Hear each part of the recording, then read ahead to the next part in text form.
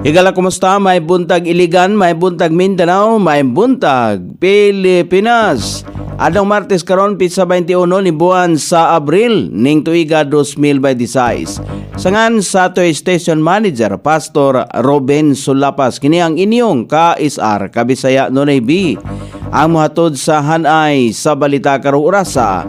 Franklin Graham gipaabot ang ebanghelyo sa Dios ngadto sa 89,500 kamakatawhan sa Peru.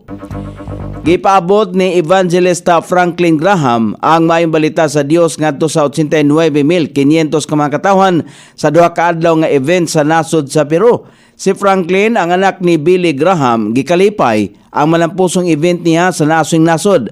Ang wali ni Franklin nakasentro may tungod sa kaluwasan, sakripisyo ni Jesus ug ang plano sa Dios ngadto sa kinabuhi sa mga tao. Ang nasong event giplano nga mahitabo sa usa ka gabi lamang apan tungod sa kadaghan sa tao maong nahimo kining duha ka adlaw nga event.